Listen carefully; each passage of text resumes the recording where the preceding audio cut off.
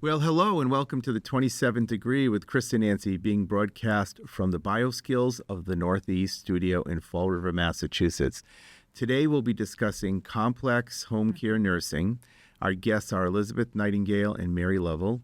Before we begin our conversation, I'd like to thank our sponsors, Bay Coast Bank. Bay Coast Bank is just right for all of your financial needs. Visit baycoast.bank or call 508-678-7641 to learn more. And Duncan Hearing Healthcare you can trust, with sites in Fall River, Dartmouth, Falmouth, and Centerville. For more information, visit their website, duncanhearing.com. As always, you can support the 27th Degree with Chris and Nancy by subscribing to us on YouTube or your favorite podcast platform, and by following us on Facebook and Instagram. Also, please remember to leave a review, and of course, 5-star reviews are greatly appreciated. So, Nancy, I'm going to have you introduce our guests. Why don't you take it from here? To have two ladies with us today. We have Miss Elizabeth Nightingale, MSRN. She's sitting to my right. She possesses more than 2 decades of personal and professional experience in high-acuity home care and recently started Nightingale's Northern Nest, which we'll hear more about, a company focused on home care nursing. She was awarded a state grant to develop and implement a program offering free education and training for home care nurses. She is currently a nurse educator as well as a direct care provider for complex patients.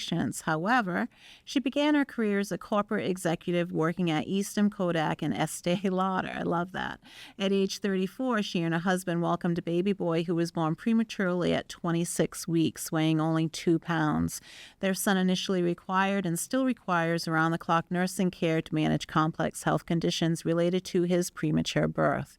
Despite complicated medical needs, he attended the public schools in his hometown and enjoys sailing in the summer and skiing in the winter. Nice. After a decade of providing and managing her son's care, Elizabeth applied to nursing school at Quincy College in Plymouth and became an RN at the age of 47. She continues her education, earning a bachelor's degree from UMass Dartmouth and a master's degree in clinical nurse leadership from UMass Amherst. She has presented at the Federation for Children with Special Needs annual conference. She is nationally certified nurse educator by the National League of Nurses and a member of the ANA, which is the American Nurse Association, and the AHNA, the American Holistic Nurses Association. Her nursing roles have included direct care independent nurse provider, case manager, nurse supervisor, utilization management, denial and appeal reviewer, and clinical director. She views nursing through a holistic lens and is grateful for her family, her colleagues, her community, and caring for the planet. Now, to my left is sitting Mary Lovell, DNP RN, started her career as a diploma nurse from St. Elizabeth's Hospital School of Nursing. She earned a BS in nursing from Northeastern University and a master's degree from Boston College. She currently has a doctorate in nursing practice, has been a registered nurse for more than 4 decades. She has worked in Boston's leading hospitals in a variety of roles, including med-surg, critical care, education, psychiatric nursing, medical appeals, and insurance. She taught didactic and clinical nursing at Regis College and was a critical care associate nurse educator at Tufts Medical Center. Her expertise in one-to-one home care nursing includes roles as a direct care nurse, case manager, educator, and trainer. She has developed curriculum for home care training programs and is currently a nurse educator for one-to-one home care nurses. She considers herself to be a strong patient advocate and lifelong learner. She is passionate about travel and World War II history. In 2018, she published a book titled Frank Lovell's World War II Diaries, The European War Theater Your Years, highlighting her father's wartime experiences, and due to its success, is currently working on a sequel. Interesting. Well, those are considerable weighty bios. Oh, my word. Well, let me tell you, it certainly gives our audience a really good feel for the conversation we're about to hear, and the knowledge that you really have a very well-rounded background to talk about the variety of subjects that we are going to talk about. So I think I kind of want to start with telling us about what inspired you both to become a nurse and continue your learning process. Because boy, oh boy, that was a lot. And more importantly, or in addition to, what inspired you to start Nightingale's Northern Nest. So why don't you guys talk to that a little bit? Well, I started nursing after 10 years experience. I had a premature son, and for 10 years I ended up caring for him. And we were thrown very quickly into the medical arena with a 3-month NICU stay. So that whole third trimester was in the NICU. And we were at Brigham and Women's, which was a wonderful experience and really top-notch in the world. And then when we brought our son home, we didn't have nurses, but we had lots of doctor's appointments, and there were some complexities, some medical complexities that were going on. So we ended up needing at some point some additional help and assistance.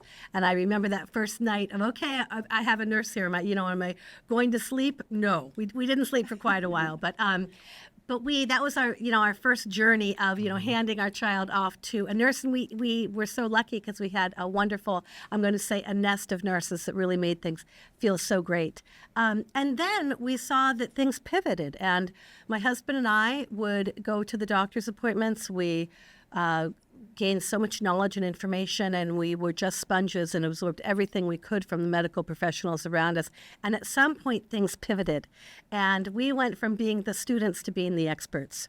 And then people would ask us, how do you know all this? And we said, well, we're doing it 24/7. Are you a nurse? Are you a doctor? And I guess what we found out, it was easier for me to become a nurse than my husband to become a doctor. So that's what happened after a decade. Okay. And there was something else that was going on in home care, that some reimbursement rates had remained level, and we were seeing less and less new nurses come to us. And I remember at one point my son was 10, and we have a daughter who was 5 at the time, and I said, I think I've got to go to nursing school. And I knew that once my son turned 18, I could actually work for him. And that's sort of what happened. That was my first journey. And yes, and I became an RN at age 47 and just sort of found I liked academics, and I, enjoyed continuing my nursing education. Excellent. Now, do you happen to like academics too, Miss Doctorate of Nursing? I do. I was a nurse educator in the critical care unit downtown at a Trauma One center. And that's what I like the best about nursing. But why I became a nurse was when I was growing up, we lived an extended family with my grandmother, who was quite ill for decades, and I was taking care of her. So my mother and father were like, you're going to be the nurse of the family. You're the nurse. So my whole life, it was like, you would be the nurse. So I became a nurse and went into acute care nursing. At some point, they had an early retirement program that I took. And I ended up during that period of time taking care of my mother, who became ill for a few years, long-term illness. And I got to see the gaps in home care. Right. And then when I took the early retirement program, I went into home care. And my first patient was Eric, which is Elizabeth's son. Oh, wow. So the perfect match. Yeah. And we've worked together since then. She's been my boss. I've been her boss. I've worked in insurance. She's worked also in insurance with me also. So that was my introduction into home care. So when she started this business, and my family's always been into education. When I got my diploma in nursing, my mother said, when do you get your PhD now? I don't have any college credits, Mom.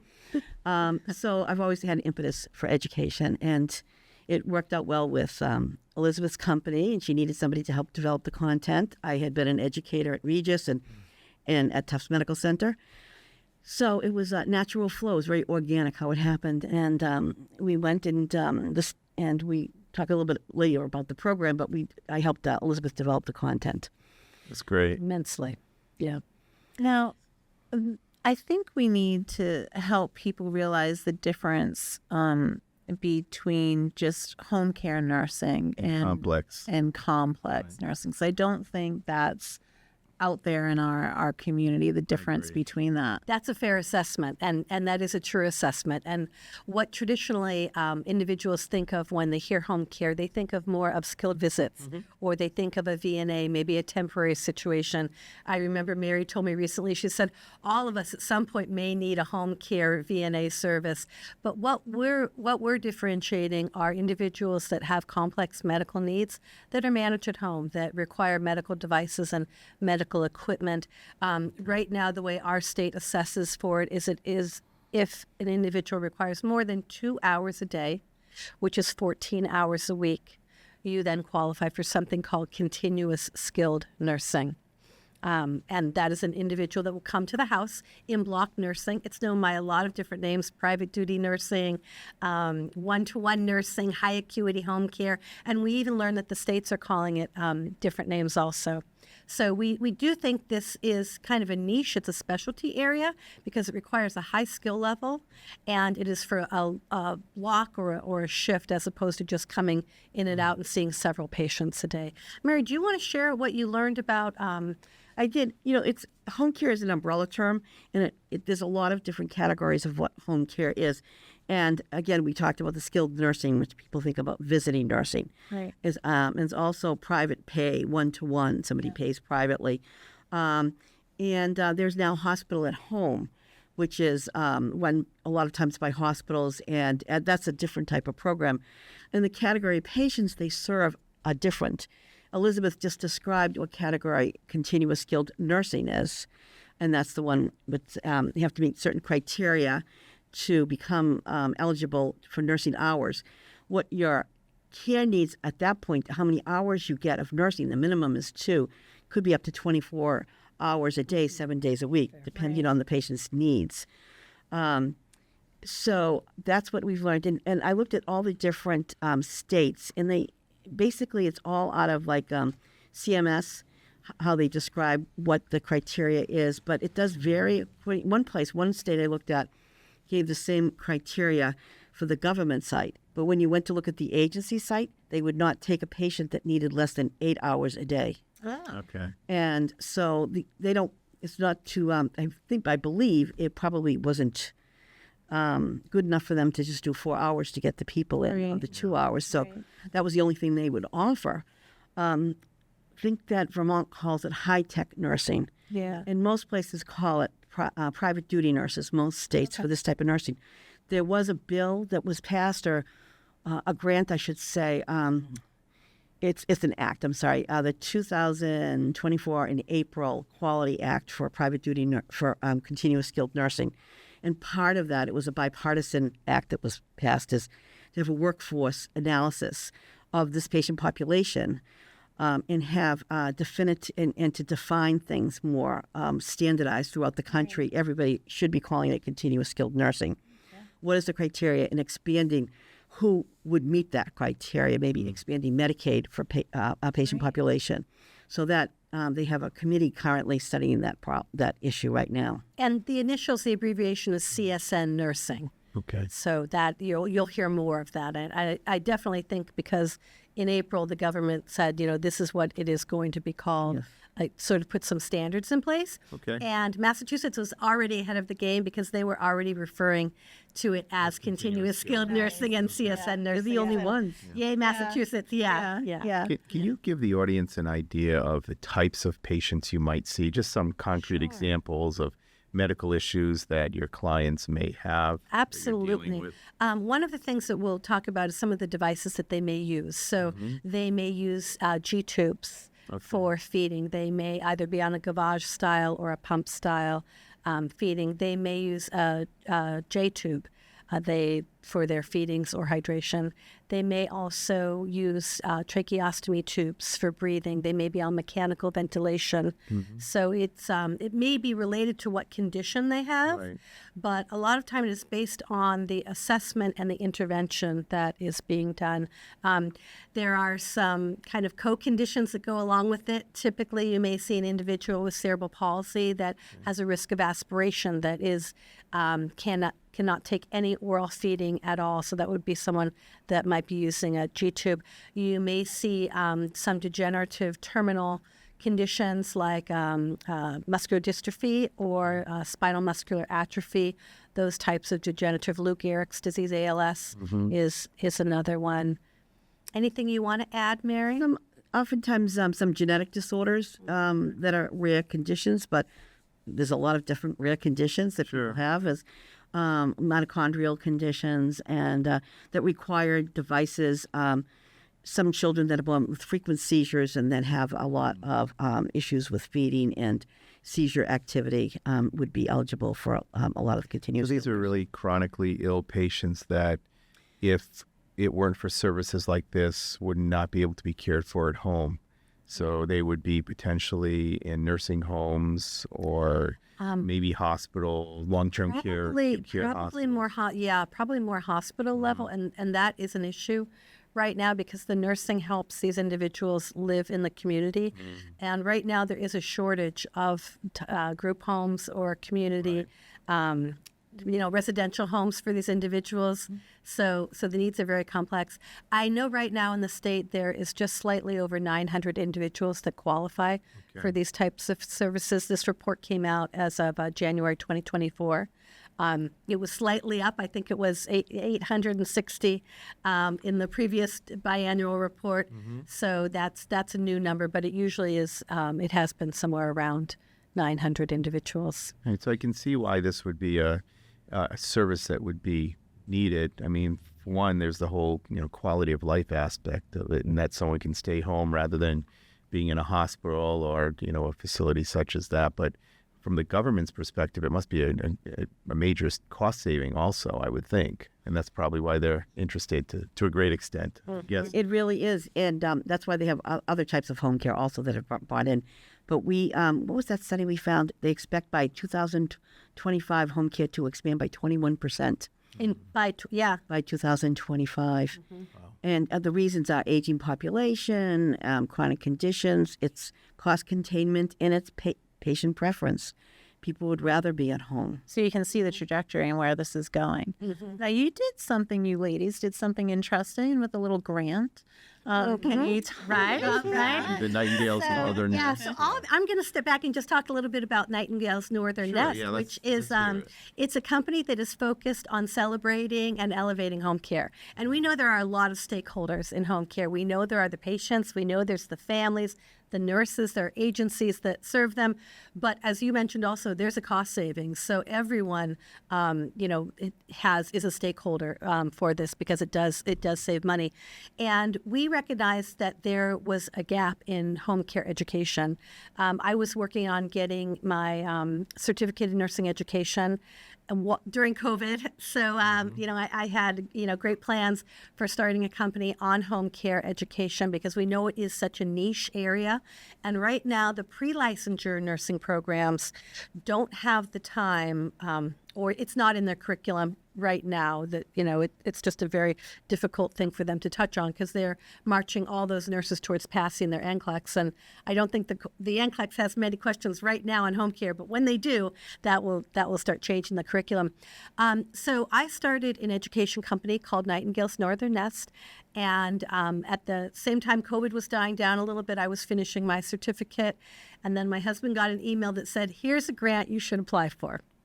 And it had two goals. The first goal was to provide foundational education for home care nurses, the existing staff. Because I think the hope was to try to get the existing nurses to take on higher acuity level patients. They saw a lot of the patients that have higher acuity sometimes don't have as many of their hours filled. So that was great tapping on that group to, build on their skills. And also to attract new nurses, to home care and let them know about it. And two grants were awarded. Mass General Healthcare Institute professionals, they received $1.2 million to train 144 nurses. And we received $750,000 to train 200 nurses. So we were thrilled. And a lot of the money went directly back to the nurse. This was under the CARES Act, and there were some very generous stipends, $3,000 for 40 hours of training and hands-on demonstrations.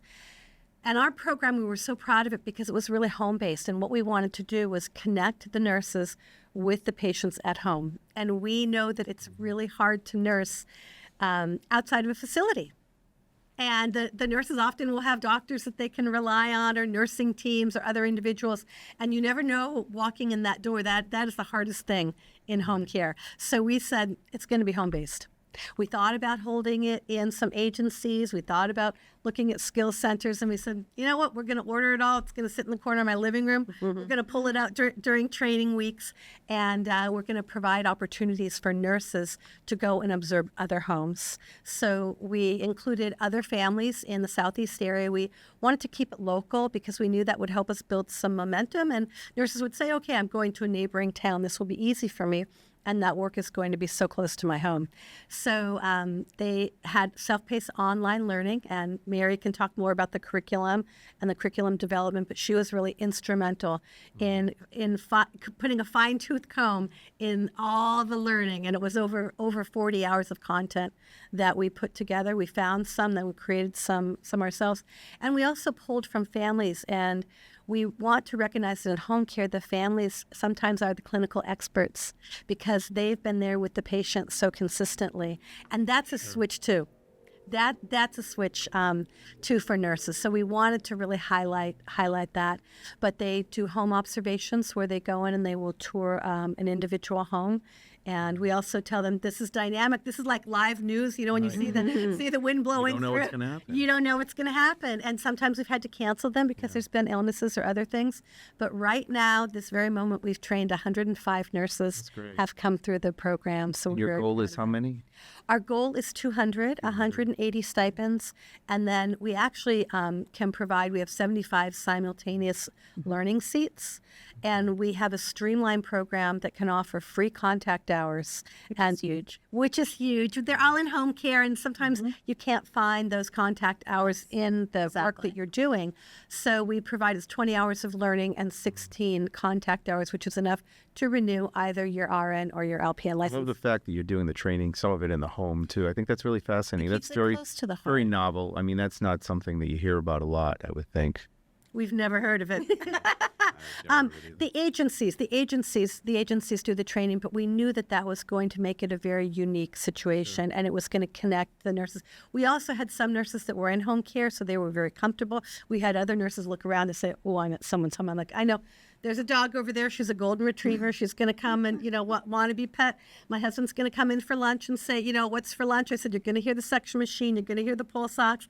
This is a real situation." Yeah. And then we're also fortunate enough that we can share them some home modifications because our son now is 25. And when he turned 18, we got ready for his transition to 22 by getting a bigger house. Instead of downsizing when your kids are leaving for college, we did something different and have done some interesting home modifications. Do you want to talk a little bit about the curriculum we put together? The curriculum, to obtain the grant, the state gave us 8 modules of what they wanted covered. And they also gave us some extra optional material. Well, we did all of that in our program. Plus, we said we had a lot of experience in home care. What do we want home care nurses to know? And the goal was, what does a home care nurse have to know on a fundamental level to be a home care nurse of a complex care patient? And so we took all that material, and then we also inputted, which Elizabeth said, from the families. What would you like? We have a whole bunch of nurses we're training for home care. What would you like us to say to them? And an example is one of the mothers said, "Can you tell them with the go bag, which is what an emergency bag is, to write on it, go bag?" She had a nurse take the wrong knapsack up. Sometimes it's the simple things. Practical things. Yeah. And even things about communication. I have a nurse who calls the doctor, and then I'm getting calls back from the doctor's office. She didn't tell me she called. So a lot of requests for open communication between the nurses and the families. So we put that in the curriculum. We have 8 modules, and each module consists of online learning with post-tests, and also we have visuals. Like, you can do 20 pages of showing somebody how to draw from a central line, but you can show that much more interesting, and maybe somebody would learn it better by showing a video of somebody doing that with a voiceover. So we have a lot of that. So we ended up having all of the doing all of that with the learning, and then we have PowerPoints.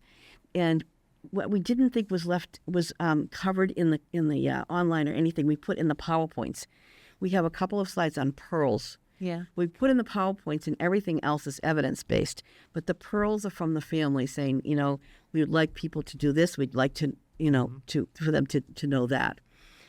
So that is what they get through. And then on top of that, there's in-home observation. So we give people a form, and they go into a home. There's volunteer mothers and parents that complex home children, and they go in and they'll mark off the devices in the home. the patient's diagnosis in the interventions and how everything kind of fits together. And they come in and they talk about their experiences learning that. So that's really a good part of it. And the other part is we actually have a skills day. And that is the day that we go to the home. And it's a day that is really hands-on. So everybody sits around the table. We give everybody a trach to work on for the day. Here, if you have blow up the trach. Here's the obturator. Here are all the pieces. Feel this. And then we go over to an actual mannequin. And we do demos of trach changes and emergency trach changes. And people can practice doing that on the actual mannequin, emergency trach and regular trach. And we also have central lines. We talk about central lines. People can feel the central lines and the ports. We have a mannequin with a port. They can feel what the port feels like. And Elizabeth also has different types of G-tubes and the connectors. We talk about the practicalities. You have a child with a G-tube, make sure in that go bag you have the connector for it because they might end up at a facility that carries a different brand. You would not have the connector. A lot of common sense. We do a lot of practicalities. Yeah. And the feedback has been phenomenal, I have to say. Well, I can tell you, I was one of the nurses that went through this particular program, and it was fantastic because, it was free learning. You get a stipend to learn, so you're getting paid to learn. But what was nice and original with the in-home clinicals was that it was like three things. One, it was a safe environment to learn in because you weren't like, oh my God, the groups were small, they were friendly, you agree. I mean, obviously you have the mountain of knowledge, and I'm like, all right, hey, what's this? And you had a very nice way about you, so you can ask any kind of question and not feel like, oh boy. And it was just nice because no matter how long your career is, you have these gaps. And, if you're a nurse for 28 years or a nurse for 4 years, you don't know it all. And people So I want to know, was Nancy a good student? And did I was the she best. pass? She was a star. She passed, and she was. But I was one of those. And she added so much. I still remember exactly where you were sitting off the side. We've got one dining room table, and then we've got an adjacent table. Yeah. So there was like the kids' table over on the side, but it all works out. But we do divide people down into smaller groups. We make it very informal. One of the things that's really exciting for Mary and I that was a surprise was that we have so many experts in home care, and we have a in our application, there's a skills assessment, and we ask them several questions on how they're feeling and, what level they are based on Patricia Benner's novice to expert. And then we have a question that said, would you be interested in being a trainer? Because we want to identify skills and confidence and really build teams of people that will be able to take over for Mary and I when we can't do this anymore. And it's exciting to starting to tier this out to recognize an expertise. And you bring up something else, Nancy, talking about our careers in nursing. Nursing is such a dynamic and I'm going to say it's volatile right now. It's a tricky time to be a nurse. And some individuals that went to nursing school, it's so far removed from when they first became nurses. They're like, I'm giving this up.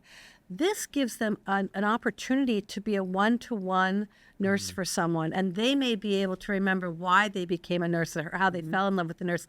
And then on the flip side, there may be newer nurses that go, oh, I've been at the hospital for 6 months. I'm getting out of here. This is just not even cut out for me. So we're actually seeing at all ages of nurses and all experience. What was interesting for us is that we have nurses that have been, brand new graduates to, 4 decades of nurses and all different education levels. And, people have said, which is very interesting, is after they go through the program, people with experience will say, validated I was doing things right. Yeah.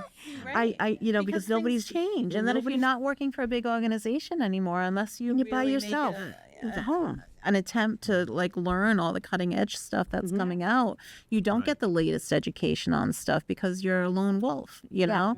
So That's true. Yeah. No, it was really nice. And people that haven't gone into home care, mostly like the school nurses, it validates what they do know and what they need to maybe concentrate more on. And you get to meet people and make those connections and network.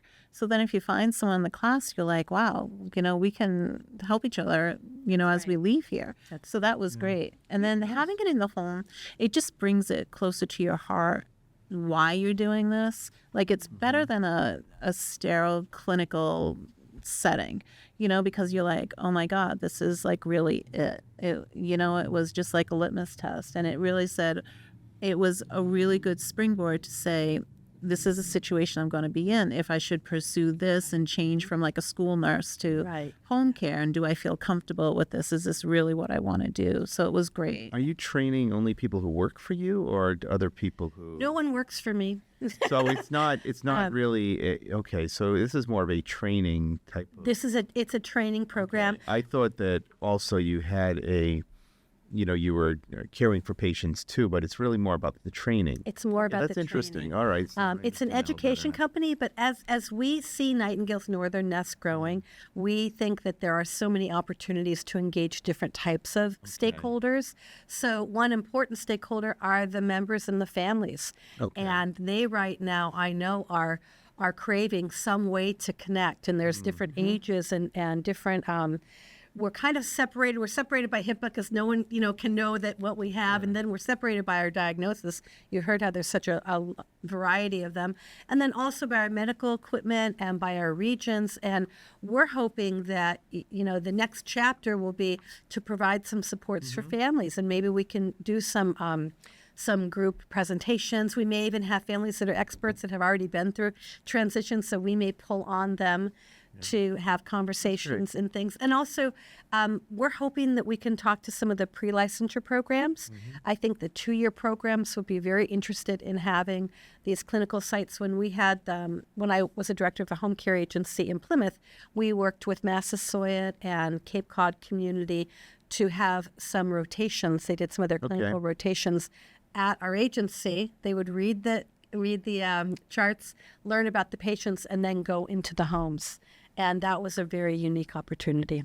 Primacare is Southeastern New England's trusted leader in medical care. With offices in Fall River and surrounding communities, we're dedicated to your well-being. Our carefully selected team of more than 150 providers offers world-class primary and specialty medical care. Primacare doctors are supported by a skilled staff trained to deliver comprehensive radiology, imaging, and testing services. Primacare is large enough to take care of all your medical needs, but small enough to care for you personally. Primacare is by your side. So in, the research article that you cited earlier about the growth up 21%, I mean, this is the future. So this type of training becomes very important. We have to prepare our nursing workforce. We do. And I think that nurses, as I said before, are excited about it, but they don't know about it. They talk about that silver wave. Have you heard about the silver wave of nurses? Like they're all, they're migrating out of their hospital careers, but they're not ready to be done. They're still nurses and they're still passionate about providing care. And this is a wonderful opportunity for them. And we help them. Like part of our module 1 is these are the pathways to become a nurse at home. You can be an independent or you can be an agency. We give them lists of the agencies.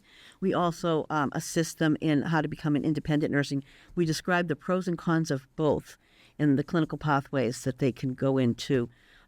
Maybe they just want to do it on the side and remain a school nurse. Yeah. So we discussed various options with them. And we did invite the school nurses into this because it was a regional area, and we said that they have a similar skill set. The reason that we approach them is they're PD nurses. They work with families. They are not practicing in the traditional hospital medical environment, so they already have a little bit of a different mindset that they don't have a hospital, behind their practice. And they also are one of the last places that has somewhat of a predictable schedule. So you can layer in that per diem work when you are a school nurse. But we've had hospital nurses come through. Yes, we've had nurses that are in skilled facilities. So this program was open to everyone. And I'm going to say it's probably about 50-50 of nurses that are already in home care and then nurses that are not in home care.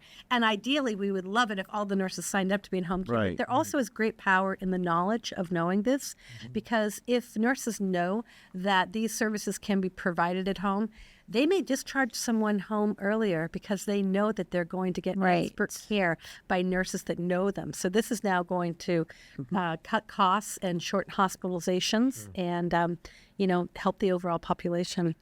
So can you talk about, I know you have a lot of applicants for the slots that you have left for this grant. Yes, I do. So when this grant's done, like what's next? Because so many people were Yes. excited about this. We I want know. it to happen again. I know. We keep telling the state that this was a one-time grant that we are aware of. This grant was through the CARES Act, and funds needed to be spent by the end of this year, which they have been. So that was set. But there are some other opportunities, and we are working on some streamlined programs that maybe have a less learning time and maybe a smaller stipend. So there are some spin-offs here because we've made a great investment. We have all of the equipment. We have a lot of the content already. And as I say, we had a partial program that we offered to some nurses. So every nurse that applies right now through next year, June of 2025, will be able to get online and have access to at least 16 hours of free contact hours. So And they're applying how? they're applying on our website on nightingalesnorthernnest.com. And there is a QR code there that will walk them through the application. And the application does take a bit of time because it collects demographics, your nursing license, some references. We did collect references because the individuals were coming into the homes. And then there is a skills assessment, and we will want to contact you in 6 months or a year. But we are also mentoring nurses because some nurses want to switch into this type of care.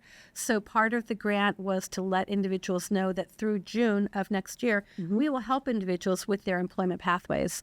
And we do a wrap-up letter to our nesters. We call them the Nightingale Nesters, and their groups. Right? Do you like that? Yeah, I did want to ask you how you came up with the Nightingale's Northern Nest name, but you can finish what your thoughts before you tell me. Well, I can tell you, it's 30 years. My husband and I have been together. Yeah. I married someone named Nightingale, and I decided to Okay. take the name. So, you know what? And I wasn't a nurse. So, the first You had to become one with that 15 name. years, it was a little bit of destiny. So the Nightingale part makes sense, but the Northern Nest, the nest part, tell me about that. We really look as though we're creating a patient nest, and we want to make it unique and comfortable and cozy.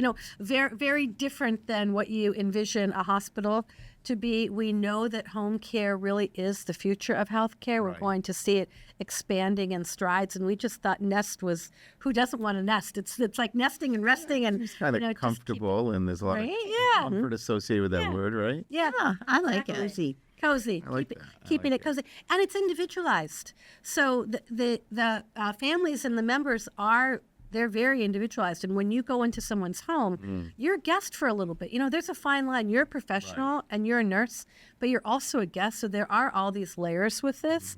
And by having the trainings in the home, we try to explain to people, well, guess what? My town recycles, and we have mixed recycling, so you have to put the metal over there and the plastic over here. Because as nurses, we're also saving the climate. We care about climate, and I know that's an important initiative right now. But these are all the nuances of home care. Sure. And I sometimes talk about, communicating with families, because sometimes you'll, hear things that, might be a family disagreement or, an argument, and you kind of have to go, okay, you know what? That sounds like what happens in my house when we disagree with things too. Right. There's a lot of gray to manage in home care. So by this program, we're trying to define some of that gray, but also know that it's up to the nurse's own judgment. And you may say, whatever. I'd be mad if that trash was piling up over there too. So these are just some of the basics, that go along with it. Interesting. So one of the things I wanted to mention was about our outcomes. Yes. Is how we measure outcomes. I think you alluded to the fact that we use Benner's novice to expert. So people take we ask a bunch of questions about the 8 modules before they take anything. What do you consider yourself? What level do you consider yourself taking care of somebody at an event? Just the entire respiratory system. How much do you feel like you're an expert, a novice to expert in these different levels, caring for somebody with a cardiac issue? And then we get those numbers. And then afterwards, when they complete the program completely, we have them fill out the same form again and rate themselves. And we pretty much have eliminated novice in all 8 modules. Of course. So we consider that's how we judge how our outcomes are in one way. And the other way is we have also identified who we can help to become independent nurses or to join an agency or to increase their hours. Or we talk about now do you feel like you would So a few people came through and said, I really want to take care of somebody with a trach, but I'm afraid of it. And afterwards we said, now, how do you feel about that? And we said, I think I could do it with some robust in-home orientation. And our families have been very generous because as long as the program is running, individuals can come back. If they say, I'd like to, work more with the patient with the trach, and we do have a home that has a particular day of the week and particular time that they do the trach care. So I invite the trach change. Yes, right, the trach change. So I invite those individuals back. So we sort of stay in touch with them. So that's an interesting point. I mean, I guess that's why I thought maybe you were in an agency also, but you have access to families and patients. How do you get that access if you're not an agency per se that provides nursing? Friends, networking, 2 decades of developing relationships. It's really what's happened. Yeah, it's mostly networking. There's no formal relationship that we've had together. Sometimes we get connected through our nurses. Sure. Sometimes we end up, knowing each other's through kids. We're very lucky because I also have a parent family advisory council, and there are 5 or 6 individuals on it that have individuals that we've known each other now for 2 decades. So they're great sources of information, of support, of, just sharing resources and talking about nurses. We would love it if we could see teams of nurses actually be cross-trained on families that are in the same zip code or, a similar area, because sometimes these individuals go into the hospital and then the poor nurse doesn't have a source of income. Right. Oh, so if they had another place, to go or to pick up hours. And then the other thing that happens is we want all of our nurses to take vacations and holidays and time off, and there's not really a per diem pool to fill in for this. I know when I was an agency director, we had what we called a transition team. And the transition team, they were the superstars, super at the skills, super at communicating. We had a couple that were nights, evenings, and days. And we would help individuals come home, and then they would help facilitate the training of the regular staff. Or we could also put them in to cover vacations or sick calls or other things too. But interesting. I have a couple of questions for both of you. For both of you, can you answer for nurses, when you had this group go through, and then separately with your work with the families that have nurses come into their home, you talked about pearls, these, little bits of wisdom for the nurses that are currently providing complex home care services or just going into someone's home. What's the 1 or 2 things you would like to tell them or to suggest to them as they provide these services? And then we'll reverse that. And for the families with nurses coming into their home, what is 1 or 2 things that would be important for them to know when they have nurses coming into their home? I'm going to say for the nurses, this is an art and a science, and it's delicate balance. And the second thing I will say is be ready to learn anything, because you may have a particular patient that has some diagnosis or some situation, and then you may see things change. So you have to be ready to accept that there may be a changing diagnosis. Okay. I say this is the nurse going into the home. Right. Yes. I would say know your patient. One of the major things we did with respiratory is, with lung sounds. Well, I'm not good at lung sounds. And I always say to them, you don't have to be good at lung sounds, but you have to listen to your patient's lung sounds, because you'll know if it changes. Right. And so I try to make that aware. Be aware of the baseline, your patient's baseline and when it varies. And the other thing is get orders. An example is like Pedialyte. The mother's like, oh, give him some Pedialyte. He had a little bit of throwing up. He needs some Pedialyte. Well, that needs a physician's order. So there should always be PRN, so you're not butting heads, that you can predict and get a PRN. We call about so be proactive. Protocol. In other words. Be proactive. Yeah. Have GI sick plans. Have respiratory sick plan with extra PRN, so that you're all together. Working together. That was a valuable pearl that we shared with some of our trainees. having sick plans because that helps increase consistency. Anticipation. Yes.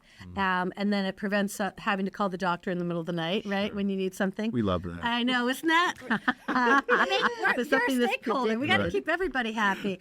But we also know that some of the families have a lot of different agencies in their homes. Right. So if you can coordinate on that and have those sick plans, because sometimes there'll be one agency that has in the flow sheet and doesn't.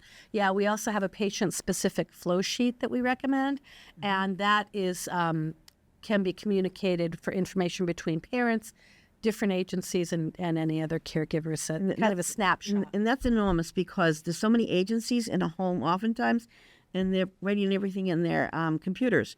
So you come on, or the parent 3 days later is the child constipated? Well, good luck trying to find that information.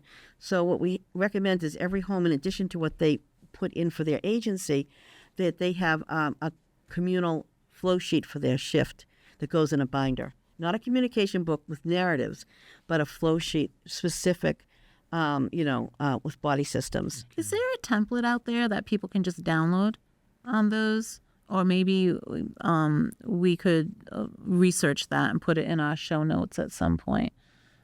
Or maybe it's just kind of knowing what the state has some flow sheets, but I don't know if they have that flow sheets. one. But this is very specific to the patient, so it makes it really easy. Like every feeding protocol is so different, so it may be the feeding protocols that someone just can X off. Very true. Yeah. So I know I kind of rigged mine together with a couple of different boxes and things, but that would be overwhelming for a parent that maybe can't even get time to go sit at the computer and think about what those orders are. I'll look into that. Yeah, let's do a workshop on that for families. Okay, I would like to. Oh, nice. Because that would be something that if we got the families together, we could go through their care plans. And help them create that. That's the kind of resources we want to provide for families. Make things easier. So then to the second part of that question, what would be some things that you would tell the families that are inviting nurses into their homes? Well, yes, Mary? I do have a story. It's about, I don't want to get into too many details about it, but it's through the grapevine. It was a very, very wealthy family, and they had a beach house, and the nurse came to the door with a surfboard. Oh. And they're like, bye. Yeah. What I would say to families is I didn't say anything. I would disagree with that approach. What if they turned away the best nurse in the world? You've got to look at like the person beyond that and what their skills are. And you also have to be willing to share what you want the nurse to do. And if they're doing something or not doing something you want, you should be approaching it as soon as you can. Things tend to fester. And somebody coming into your home is not going to know how you've been doing things for 20 years. So you have to share your knowledge and really your expectations are. A lot of times, I think that families expect that the nurse is going to know exactly the way they want things to be done. You have to communicate those things or you're really setting them up for failure. And they think that they're doing it, that's the only one way and it's right. And oftentimes there's more than that. Sure. But if they think that's the right way and they share it with you and you can do it that way, everybody's happy, but they've got to express that. Okay. Interesting. And then I actually have something I want to share that I think was funny because I came up with it last week. I looked at my husband and I said, guess what we are? Lifelong trainers. So if you're going to be a parent, you're not only a lifelong learner, you're going to be a lifelong trainer. And it really is an investment in the nursing. So you want your communication to be clear and consistent. And it's difficult if you have different nurses around the clock and then different agencies. So sometimes there are some things that you can fine tune. Sometimes I write out a note there's notes everywhere, right? You write out a note, I leave it up for the week because most people will get through that week, but that really is a big investment. And I actually did some research on using SBAR and teaching SBAR communication for families. Because that way they're getting right to the specifics of the situation, the background, the assessment, and the recommendation. And if the families are able to actually speak like the nurses and it makes sense, there's a lot going on, but if you can just focus on what that is and making it very clear cut, that's another workshop that I did for families recently that I would like to do again. Nice. I have another question for you. A lot of times as home care nurses, we're faced with a new situation that maybe we haven't encountered in our hospital careers or whatever. And everyone's like, YouTubing stuff or Googling stuff like, oh my gosh, how do I do this? How do I do that? Like, is there a site or two that you can recommend for how to do certain procedures? It's always going to be the manufacturer's site, which Oh, that's a really good oftentimes rule of easy to thumb. find. There's a number on Yeah. the devices, and that's what I would recommend to call. Sometimes they can send you a link to what their manuals are, or they'll have. Usually, it's 24 hours a day. They'll have somebody. Yeah. There's usually. I would definitely point you in the direction of the manufacturer. Yeah. Or a hospital, a reputable hospital in your area. Or sometimes you don't know. You will have to call the Yeah, I doctor. mean, I've and you'll been in have to. situations where, or if I haven't done something in like 20 years and I'm like, oh, I'm doing this, but I kind of know about it maybe beforehand. So I'm like, maybe like the Cleveland Clinic has something out, or like Right. the Mayo Clinic, or I'm not like just Googling like, this is Joe's home and this is how I help my mom or something we have like that that. online learning program, which has Yeah. also skill sets in it, and that's something that Nice. we would refer to. But if people are only on it for so long, and then we take them off, so what do you do a year from that is a good question. But I love that. And I can say, Philips is a popular vent brand and they have some great modules out there that are free for contact hours as well, Yeah. Yeah. So, Big callers. We call Yeah. all the numbers all the time. yeah. So then I have two more questions for you. Well, I guess I have a couple, but anyways, with the next question, so you talk about the independent nurse that's out there that's working for herself, not or for the state, not for a particular agency. But how do families access that pool? Like if they're dealing with an agency and they don't have nursing and they're like, I need a nurse. There are two ways. Mass Health has actually implemented something called the Connector, and there is a website which I can get for you that independent nurses have listed themselves on, and families can list themselves on. So that's one way. Also, the community case management team has a hard paper list because not all families are computer literate, but they have a paper list that lists the independents by town with their availability and sometimes by skill also. So that's a large database, and we have found that a lot of interest is currently in becoming independents through Mass Health. We'll have to get some of this information on the in the show notes, Tyler. My other question is, when do we get this education standardized? I know you've taken a few steps towards that, but isn't that kind of the goal? And that is what that's the whole impetus behind the grant we got, is this is what the state told us, this is what they want for foundational knowledge. And it's not being funded again. So we have it. We have the program. We have the information from the state. We have the fundamental knowledge. We have the program, but we don't have the funding. So that's what I think it comes down to. And not just us, but there's no other funding for any other. So they leave it for the agencies to do all this education. I'm just thinking of all the work that went into these modules, but the content was fantastic. I mean, it covered all the body systems in a way that was very clear, and you just felt like good after you learned it. So where does all that go? Like, That's our problem, isn't it, Elizabeth? That's what we're working on now. This very moment, trying to it will find be some funding. available through June of 2025, and then we'll see where it goes from there. how available? How?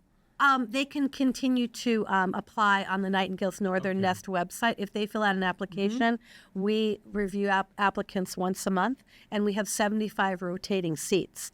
And we found that some nurses went through that 40 hours. Maybe they were on, a school nurse maybe was on vacation, or they had some time off, and they went through it very quickly. And other nurses said, I'm getting killed at work. I'm working every single second. I'm busy right now at home. And it took them a little bit longer. So we found it was very individualized. We had no due dates. We said, finish it, self-paced. Well, hopefully you'll find some funding for it. It'd be a shame for that to not continue after all the work you put into it. And We hope so. yeah, so hopefully. Can't believe an hour's gone by already. I can't either. I almost want to continue this for another half hour, and then Tyler, you can edit this part out, but I want to continue this if I get a thumbs up from Tyler for another half hour, and then maybe divide this into part 1 and part 2. Thumbs up.